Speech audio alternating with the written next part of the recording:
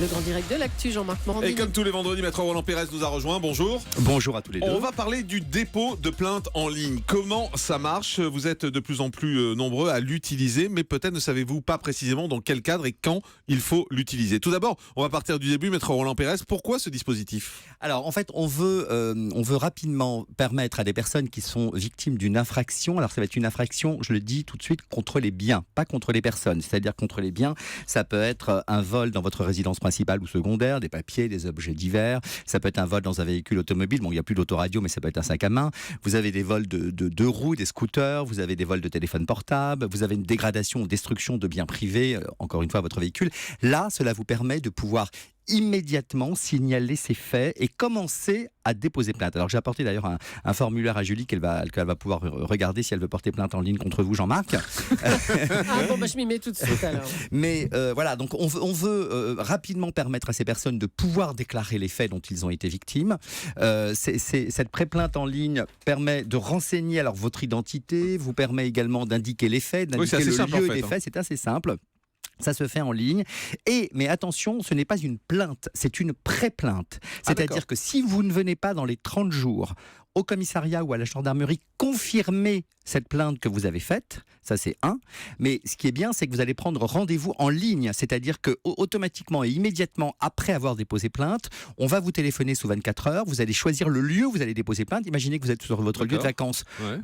Vous dites, là je vais déjà déposer plainte. Et puis quand je rentrerai, j'irai au commissariat à côté de chez moi pour confirmer cette plainte. Vous avez un délai de 30 jours. Donc ça vous permet d'avoir un certain temps. Et si on n'y va pas, la plainte meurt en fait. Ah oui, la plainte meurt. L'ensemble des éléments qui ont été donnés va disparaître. Il n'y aura pas de suite. Cette pré-plainte n'est qu'une pré-plainte comme son nom l'indique. C'est-à-dire que si vous ne la confirmez pas et si vous ne venez pas au rendez-vous qu'on va vous fixer, il n'y aura plus d'effet, il n'y aura pas d'effet à cette plainte. Donc on rappelle, c'est les vols, les dégradations, les escroqueries, les vols de téléphone, dégradation de biens privés uniquement, ça sert à ça. On la trouve où cette pré-plainte ? Vous allez sur un site qui s'appelle, alors ça s'appelle, je l'ai amené ici, c'est www.pré avec pré-PRE, du milieu, plainte, du milieu, ligne, pré-plainte en ligne en fait, avec le petit tiret du milieu. Pré-plainte en ligne avec un tiret entre chaque mot. Exactement, .gouv.fr. C'est simple, ouais. C'est bien. Moi j'adore ces adresses hyper simples. Voilà, pré-plainte en ligne.gouv.fr. Voilà, je vous le dis parce que de toute façon, si vous tapez sur un moteur de recherche pré-plainte en ligne, simplement pré-plainte en ligne, vous allez tomber immédiatement sur ce site et sur moteur de recherche. Est-ce que ça marche vraiment ? Est-ce qu'on gagne du temps ? Est-ce que c'est plus efficace ? Alors oui, ça c'est fait pour simplifier quand même ces plaintes. C'est-à-dire que au niveau de l'accueil, vous allez pouvoir choisir le lieu où vous allez venir. Au niveau du gain de temps, d'habituellement, lorsque vous arrivez, on vous dit vous êtes la 5e personne, vous arrivez à 9h, vous passerez à 2h de l'après-midi.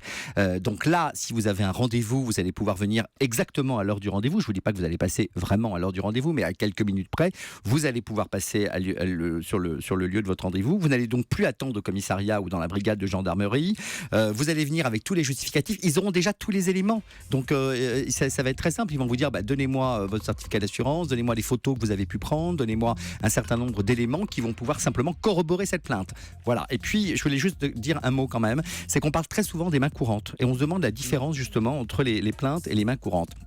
Les mains courantes, c'est simplement une simple déclaration de particulier. Donc, a priori, vous voulez dater un événement. Votre conjoint vous a quitté, votre enfant ne vous a pas été rendu conformément à la demande au jugement de divorce. Vous avez un trouble de voisinage. Vous voulez simplement, non pas commencer une procédure, mais dater. Donc, vous venez à la police, vous faites cette simple déclaration particulier. Mais sachez que c'est pas anodin parce que si les services de police estiment que ce que vous déclarez est quand même particulièrement grave et constitutif d'une infraction, sans vous le dire, ils peuvent déclencher une enquête et prévenir le parquet. Mais ça se fait pas par Internet ? Non, ça se fait obligatoirement de visu dans un commissariat ou dans les locaux de gendarmerie. Merci beaucoup, Maître Roland Pérez.